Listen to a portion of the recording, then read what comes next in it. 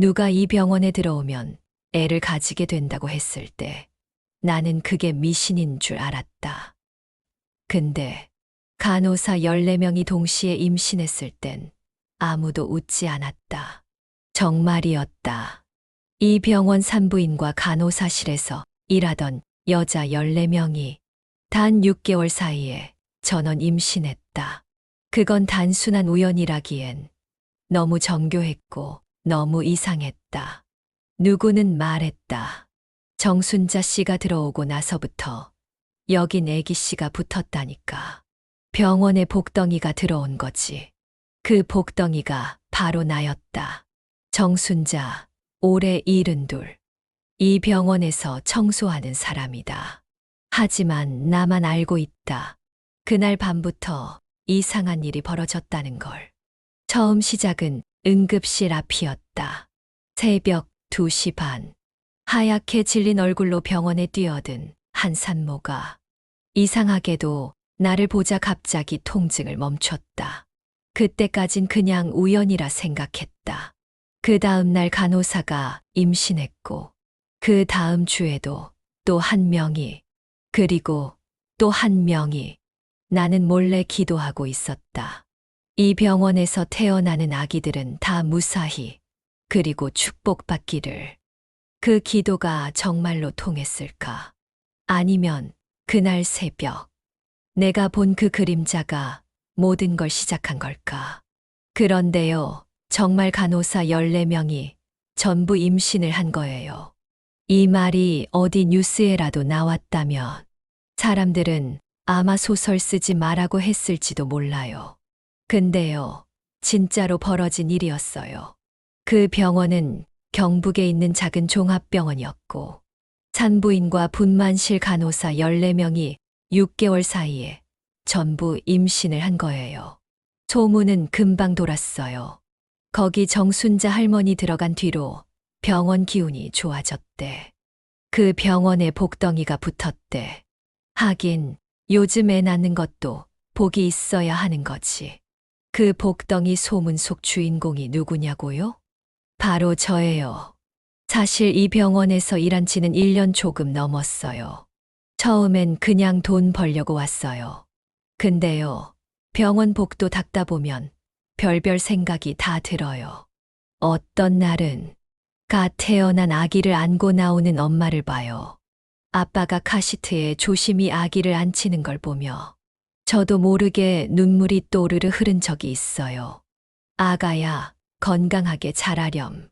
속으로 그렇게 말하고 걸레를 한 번 더 꼭 짜서 바닥을 밀었어요. 그런데 어느 날 이상한 일이 생겼어요. 새벽 2시쯤이었죠. 청소가 다 끝나서 복도를 지나가는데 산부인과 쪽에서 소란스러운 소리가 들렸어요.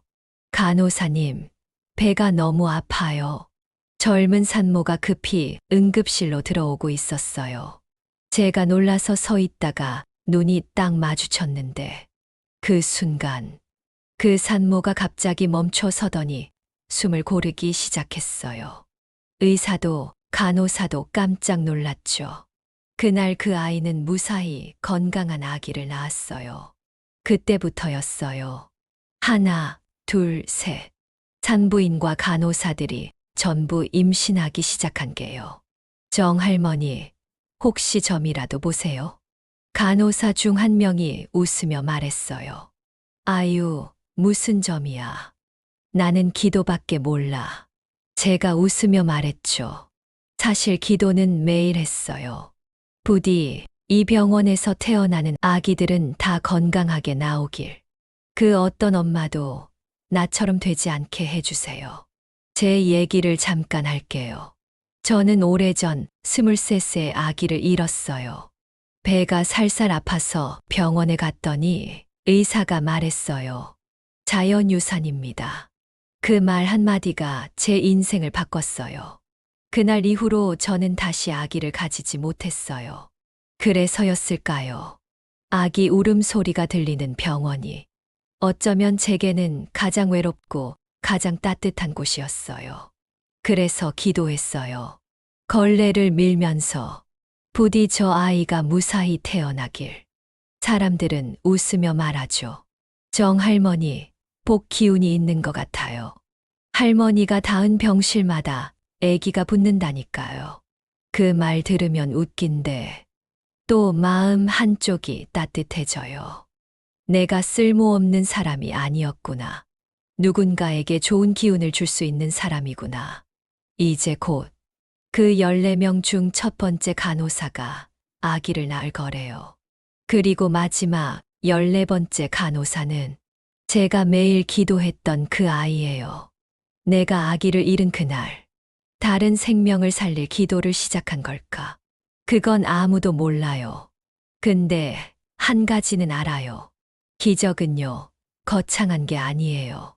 매일 똑같은 복도를 걸으며 누군가를 위해 마음을 모으는 것. 그게 기적의 시작일 수 있어요. 아침 7시. 나는 여느 때처럼 병원 현관문을 열고 들어섰다. 가방 안에 든 검정 앞치마와 고무장갑, 그리고 집에서 싸온 보온병 하나. 뜨거운 보리차는 하루를 시작하는 내 작은 위로였다. 정할머니 오셨어요? 입구에서 마주친 보안 아저씨가 반갑게 인사했다. 그래요. 추운데 수고 많으셔요. 내가 웃으며 고개를 숙이자 아저씨가 말했다. 어제 간호사 김양 애기 낳았대요. 순산이래요. 나는 그 말에 잠시 멈춰섰다. 아, 드디어 낳았구나. 며칠 전부터 배가 많이 불렀던 김 간호사. 나를 볼 때마다 할머니, 저 이번에도 무사히 낳을 수 있겠죠? 하고 물어보던 아이였다. 그 애가 무사히 아기를 낳았다니. 그 순간 내 눈가가 뜨끈해졌다. 나는 눈에 보이지 않는 끈을 믿는다. 그건 사람이 사람에게 건네는 따뜻한 기운 같은 거다. 내가 그 애들을 위해 기도한 게 정말 무슨 영향을 줬는지는 모르겠지만 이상하게도 그 아이들이 나를 보면 안심하는 눈빛을 보였다. 할머니, 오늘도 복도 닦으셨어요? 네, 자기 아이 복덩이길 빌면서 닦았지. 그런 대화가 오가는 병동은 정말로 따뜻했다. 누가 먼저랄 것도 없이 간호사들 중 한 명이 먼저 임신했고 그 다음부터는 정말 신기하게 연달아 소식이 들려왔다. 또 한 명이요? 설마 이번엔 그렇게 12번째가 임신한 날. 나는 아무 말 없이 병실 문 앞에 서서 기도했다. 이 아이들은 누구보다 아기를 사랑할 줄 아는 아이들입니다. 부디 이 병원에서 시작된 생명들이 세상에서 가장 따뜻한 손을 만나게 해주세요. 그건 잃어버린 내 아이에게 바치는 기도이기도 했다. 그날 오후 김 간호사가 아기 사진을 보여주러 왔다. 할머니, 보세요. 애기예요, 애기. 눈은 아빠 닮고 입은 절 닮았죠. 그 아이는 눈을 반짝이며 말했다. 나는 조심스레 사진을 들여다보았다. 작고 붉은 얼굴, 감긴 눈, 쥐고 있는 손. 그 아기를 보자 이상하게도 내 가슴이 쿵 하고 내려앉았다. 그래, 나도 이런 아기를 가졌었지. 그렇게 말하고는 나는 고개를 숙인 채 참 예쁘네 하고 말했을 뿐이었다. 김 간호사가 말했다. 할머니, 진짜로요. 저희 다 할머니 덕분이에요. 나는 고개를 저었다. 아니요, 난 그냥 닦고 기도만 했을 뿐이야. 그 아이는 내 손을 꼭 잡았다. 그 기도가 우릴 안심시켰어요. 그 말 한마디에 내 마음이 꽉 차올랐다. 사람은요, 누구나 쓸모없는 존재라고 느끼는 순간이 있어요. 특히 나처럼 나이 먹고 아프고 늙고 혼자 사는 사람은 자꾸 그런 생각이 들죠. 내가 뭘 할 수 있나? 그냥 민폐나 안 끼치면 다행이지. 근데요, 내가 닦은 복도 하나, 내가 건넨 웃음 하나, 내가 올린 기도 하나가 누군가에게 괜찮다는 위로가 되었다면 그걸로 나는 충분했어요. 그날 저녁, 나는 병원 뒤뜰 벤치에 앉았어. 하늘을 오래오래 바라봤어요. 이상하게도 구름 사이로 빛이 하나 내려왔어요. 그 빛이 내 무릎 위로 떨어졌을 때 나는 마음속으로 이렇게 말했어요. 얘야, 내 아가야. 오늘 누가 태어났단다. 넌 못 오고 떠났지만 그 아이는 오늘 이 세상에 왔다. 그리고 엄마는 그 아이를 기도하며 반겼단다. 내일은 또 다른 간호사가 출산 예정이다. 그 아이도 무사하길 빌며 나는 오늘도 복도를 닦을 것이다. 그리고 또 기도하겠지요. 이 생명이 무사히 이 세상에 와서 사랑받으며 살게 해주세요. 그게 내가 이 병원에서 할 수 있는 가장 중요한 일이다. 하지만 모든 출산이 순탄하지만은 않았다. 뒤이어 13번째 출산 예정일이었다. 아침 일찍 병원에 도착한 나는 복도를 쓸며 속으로 중얼거렸다. 오늘도 무사히 태어나게 해주세요. 한 사람만 더, 아니 모두. 그 말이 끝나기도 전에 산부인과 쪽에서 급한 발소리가 들려왔다. 정순자 씨, 김예지 간호사, 지금 위급해요. 나는 걸레를 놓고 병실 쪽으로 달려갔다. 김예지, 13번째로 임신한 간호사. 늘 조용하고 수줍은 아이였다. 그 아이가 갑자기 배를 움켜쥐고 의자에 앉은 채 식은땀을 흘리고 있었다. 아기가 안 움직여요. 그 아이는 울먹이며 말했다. 의사와 간호사들이 바쁘게 움직이고 산모는 병실로 옮겨졌다. 나는 멍하니 복도에 서서 무언가 잘못되었다는 걸 느꼈다. 그날 오후 나는 병실 앞에서 손을 모으고 서 있었다. 아무도 나에게 말은 안 했지만 분위기로 알 수 있었다. 예지 아이가 위험하다. 나는 복도를 천천히 걸었다. 다리가 떨리고 손끝이 차가웠다. 내가 뭘 잘못했을까? 왜 이번에는 안 되는 걸까? 몇 년 전 친구의 딸이 아기를 낳다 떠난 일이 있었다. 피가 멈추지 않아. 그 젊은 아이가 눈을 감았다. 그때도 나는 기도했었다. 살려달라고. 그런데 아무 일도 일어나지 않았다. 그때 처음 깨달았다. 기도는 항상 통하지 않는다는 걸. 하지만 그렇다고 안 할 수는 없다는 걸. 나는 아무도 없는 처치실 앞에 앉았다. 걸레자루를 옆에 두고 보리차를 한 모금 마셨다. 예지야, 괜찮아야 해. 넌 아직 엄마가 되기엔 너무 어리잖니. 그 순간 뒤에서 인기척이 들렸다. 할머니, 혹시 돌아보니 김예지의 어머니였다. 우리 예지 괜찮을까요? 그분의 얼굴은 밤새 울어부은 눈처럼 부어 있었다. 나는 아무 말도 하지 못했다. 괜찮습니다라는 말이 너무 무거웠다. 밤이 되었다. 병원은 조용했고 나는 마지막 복도를 닦고 있었다. 그때 산부인과에서 문이 열렸다. 의사가 나왔다. 피곤한 얼굴로 고개를 숙였다. 내가 다가가자 그가 조용히 말했다. 다행히 심장은 뛰고 있어요. 조금 더 지켜봐야겠지만 희망은 있습니다. 나는 그 말을 듣는 순간 숨이 확 풀리는 기분이었다. 감사합니다. 정말로요. 그 말밖에 나오지 않았다. 그날 밤 나는 병원 앞 벤치에 앉아 별을 올려다봤다. 기도가 통하지 않을 수도 있다. 하지만 마음은 전해질 수 있다. 예지가 나을지 아닐지는 누구도 모른다.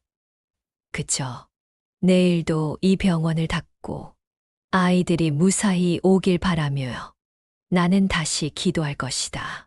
그렇게 내가 가장 좋아하던 간호사, 14번째 임신한 간호사만 남게 되었다. 그 아이는 늘 나를 따라다니며 웃었다. 할머니, 저 진짜 애기 생겼어요. 저 엄마 되는 거 맞죠? 그 애의 말투가 생각났다. 그래, 너만은 꼭 무사히 태어나야 한다. 내가 그렇게 간절히 기도했던 건 사실 그날 떠나보낸 내 아기에게 미처 하지 못한 말이 있었기에 때문이다. 내 나이 23. 그땐 뭐든 할 수 있을 줄 알았어요. 남편은 철도 공무원이었고 나는 작은 분식집에서 김밥을 말았죠. 아이는 생각보다 빨리 찾아왔어요. 아침마다 울렁거리는 속을 부여잡고 뱃속 아기에게 혼잣말을 하곤 했죠. 너는 꼭 엄마 닮은 눈이었으면 좋겠다. 이름도 미리 정해놨어요. 딸이면 하은, 아들이면 지한. 어느 날은 분식집에서 일하다 말고 손님 앞에서 울어버리기도 했어요. 너무 행복해서 그래요. 그땐 정말 그 말이 진심이었어요. 그런데요. 어느 날 아침 피가 비치기 시작했어요. 괜찮겠지, 뭐. 몸 좀 무리했나 보네. 그렇게 넘겼죠. 하지만 그날 밤 복통이 찾아왔고 남편은 택시를 잡아타고 나를 병원으로 데려갔어요. 의사는 딱 한마디만 했어요. 자연유산입니다. 그게 끝이었어요. 나는 울지도 못했어요. 그저 입을 꾹 다문 채 하얀 천에 쌓인 그 작은 생명을 그저 바라보기만 했죠. 한 번도 그 아이는 내 손을 못 잡았어요. 그 일이 있고 나서 남편은 더 말이 없어졌어요. 나는 더 웃지 않았고요. 식탁에 놓인 된장국은 식기만 했고 남편은 어느 날부터 집에 늦게 들어오기 시작했어요. 그렇게 1년이 지나고 또 2년이 지났지만 아이 소식은 다시 들려오지 않았어요.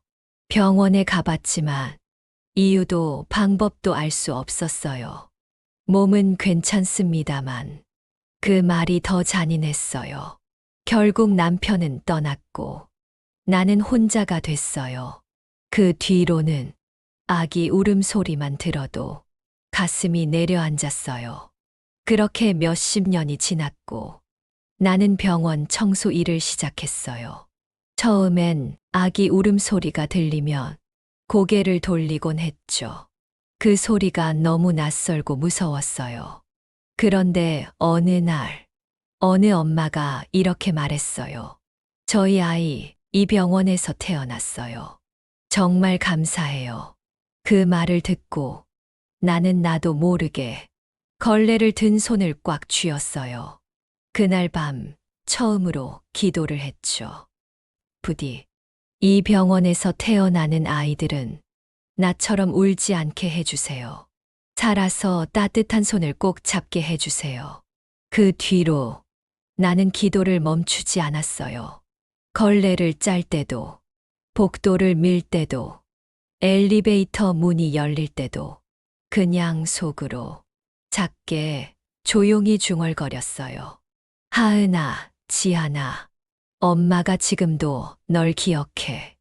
이제는 다른 아이들 지켜주는 엄마가 될게. 내가 기도를 한다고 세상이 바뀌는 건 아니에요. 그런 줄은 알아요.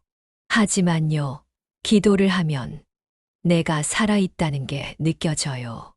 내가 누군가에게 쓸모 있다는 느낌. 내가 누군가의 무사함을 바라는 사람이라는 마음.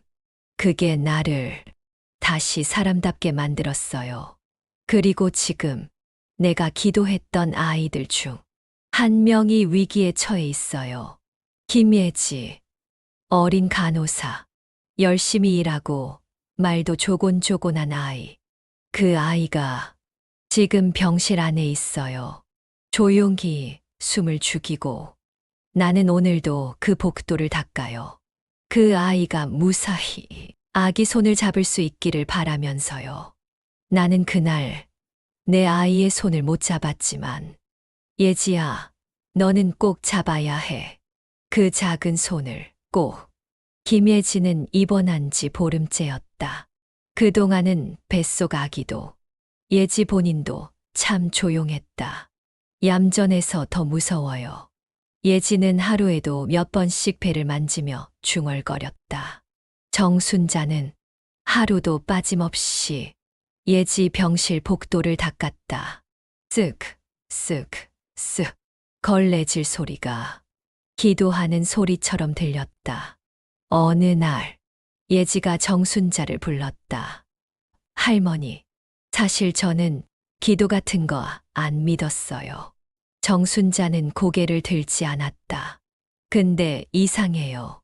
할머니가 복도 닦고 계신 걸 보면 마음이 좀 진정돼요. 그 말에 정순자는 조용히 미소를 지었다. 그날 밤 병원은 이상하게 조용했다. 복도를 다 닦고 퇴근하려던 찰나 산부인과 쪽에서 급한 발소리가 들려왔다. 김예지가 노사 진통 시작됐습니다. 정순자는 걸레를 내려놓고 산부인과 앞에 섰다.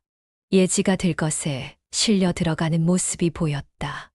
양손을 배 위에 올리고 이마엔 땀이 맺혀 있었다. 정순자의 손이 저절로 모아졌다. 제발 이번만은 꼭 아이와 엄마 둘 다 무사히 해주세요. 시간이 얼마나 흘렀을까? 병원 시계는 밤 11시를 지나고 있었다. 정순자는 산부인과 문 앞에 앉아 있었다. 눈을 감은 채 기도를 반복했다.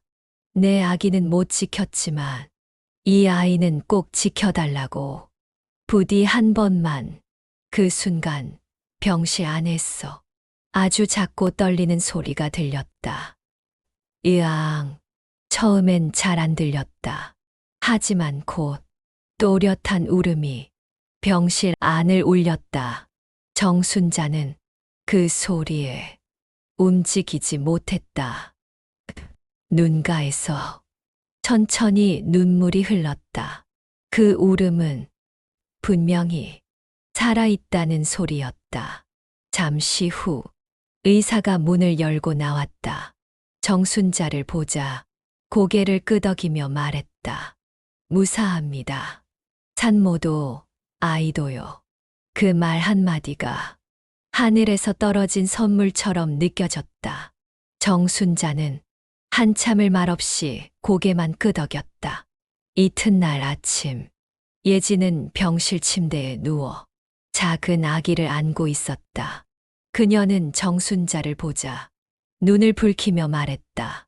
할머니, 저 엄마 됐어요. 그 말에 정순자는 한 발자국도 움직이지 못했다. 진짜 엄마예요. 아기도 저도 살아있어요. 정순자는 조용히 다가가 그 아기를 내려다봤다. 작고 작은 얼굴, 작은 콧망울, 감긴 눈, 움직이는 가느다란 손가락. 그 손이 아주 잠깐 정순자의 손등을 스쳤다. 그 순간 정순자의 머릿속엔 스물새 그날 천에 쌓여 움직이지 않던 그 작은 생명이 떠올랐다. 예지가 말했다. 할머니, 아기 이름이 아직 없어요. 혹시 이름 하나 지어주실래요? 정순자는 조용히 고개를 끄덕였다. 지우, 지켜낸 우주라는 뜻이야. 예지는 눈을 감고 그 이름을 한 번 더 불렀다. 지우야. 그날 밤 병원 뒤편 벤치에 앉은 정순자는 하늘을 올려다봤다. 별이 많았다. 얘야, 오늘 내 동생이 태어났단다. 엄마가 기도했던 아이야. 이번엔 엄마가 지켜냈단다. 눈물이 조용히 두 볼을 타고 흘렀다. 그리고 그날 이후 정순자의 기도는 조금 더 단단해졌다. 봄이었다. 병원 앞 목련나무에 하얀 꽃이 피기 시작했을 때 14번째 간호사 윤지아가 출산을 앞두고 있었다. 지아는 밝고 씩씩한 아이였다. 정순자에게 할머니, 저 복도 청소 배워볼래요? 하고 장난도 잘 치던 아이. 그 아이가 지금은 배가 불룩한 채 병실 침대에 누워 있었다. 할머니, 저 이제 곧 엄마가 돼요. 실감은 안 나지만 괜찮겠죠. 정순자는 그 아이의 손을 잡고 말했다. 지금까지 모두 무사했잖니. 넌 제일 마지막이지만 아마도 제일 축복받은 아이일 거야. 그날은 유난히 하늘이 맑았다. 정순자는 복도를 닦고 있었다. 하지만 마음 한편은 왠지 모르게 조용했다. 처음으로 기도가 들리지 않는 하루였다. 아니, 정확히 말하면 기도가 끝나가는 것 같은 느낌이었다. 오후 3시, 산부인과 쪽에서 익숙한 목소리가 들렸다. 이앙, 또 한 생명이 세상에 온 것이다. 윤지아는 병실에서 아기를 안고 울고 있었다. 정순자는 조용히 병실 문 앞에 섰다가 아무 말 없이 돌아서서 걸었다. 퇴근 시간. 그날따라 병원은 더 조용했다. 정순자는 사물함 앞에서 앞치마를 벗었다. 손때가 가득 뺀 청소용 앞치마. 지퍼를 잠그며 그는 속으로 말했다. 나 이제 떠나야겠구나. 사물함 안에는 작은 종이 상자 하나가 있었다. 손글씨로 적혀 있는 짧은 메모. 산모들에게 전해주세요. 그 안에는 작은 천 조각이 한 장씩 들어 있었다. 정순자가 직접 바느질에 만든 작은 손수건. 그리고 한쪽에는 손글씨 편지. 이 손수건은 이 병원에서 태어나는 아기들의 첫 선물입니다. 그 아이들이 살아가며 눈물도 땀도 닦을 수 있기를 바랍니다. 그리고 그 아이들의 곁에 언제나 따뜻한 손이 함께하길 기도합니다. 며칠 후 병원 곳곳에 하얀 손수건을 든 아기 사진이 붙었다. 그걸 본 간호사들은 울음을 삼켰다. 정 할머니, 정말 가신 거예요? 그날 인사도 없이 아무 말도 없이 그냥 그렇게 어느 날 병원 현관문 옆에 작은 쪽지가 붙어 있었다. 복도는 언제든 다시 닦을 수 있지만 기도는 한 번 놓치면 다시는 닿지 않습니다. 모두의 아기를 위해 여러분도 마음으로 복도를 닦아주세요. 그 글 아래엔 작은 꽃잎 하나가 붙어 있었다. 지금도 그 병원에서는 누군가가 아기를 안고 나올 때 조용히 기도하는 사람이 있다. 청소 아줌마도, 간호사도, 아빠도, 그 누구든 기도는 남아있기 때문이다. 정순자는 떠났지만 그 마음은 이 복도에 남아있으니까. 이 이야기는 제 이야기입니다. 저의 이야기 들어주신 모두를 응원하고 기도하겠습니다. 구독과 좋아요 부탁드립니다.